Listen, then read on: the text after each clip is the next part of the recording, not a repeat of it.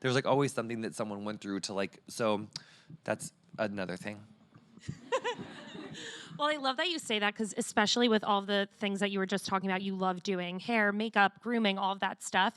Throughout the book, I feel like your creative outlets are kind of what takes us through this whole journey. And I thought it was really interesting because your relationship with your mom is so unique and so special. And throughout the book, she really is there for you. She accepts you. But you even mentioned like that wasn't necessarily enough.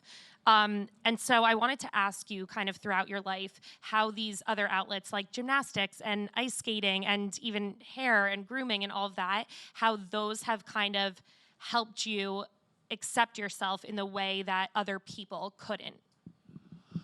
Well, to go back to that other thing about like my mom and my family are like really incredible people who I think really do, like my mom is just incredible, period. But that being not enough speaks more to the stigmatization and demonization of gay people. And that is why my mom's love and acceptance wasn't enough. She was bringing me up in a rural place in the midst of the HIV/AIDS crisis where gay people were being like laughed at and mocked as an entire generation of Americans died.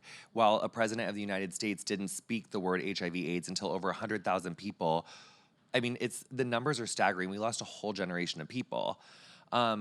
So raising a kid who was very much clearly my jubilant, joyful self would definitely give my mom a lot of fear and trepidation about like how to support me and bring up someone where there was very little talk, very little acceptance, very little recognition or validity given to a parent of an LGBTQ child, or even the existence of the validity of like an LGBTQ child in those days. Yeah. So I think that really like the fact that my mom's love and acceptance wasn't enough doesn't speak to a lack of my family. It speaks to the places of the injustices of the social way that LGBTQ people have been perceived, not only in America, but like all over the world. Mm-hmm.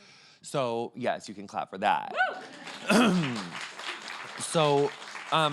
But self-care and creating pockets of joy are, I think, a really important thing to be able to do. And no matter where you are and like your access to resources, like if you can create pockets of joy in your imagination. Like I was doing like handstand contests like with myself on the grass for like 7 hours at a time, pretending that I was like on a balance beam, so there's totally ways that we can like create those little pockets of escape and create those little like self-care moments. But that is what gymnastics and figure skating and have always kind of been, and I think the obsession with them has always kind of been that, because it was like a fun little thing to focus on that wasn't focusing on a lot of the sad things that I was kind of enduring.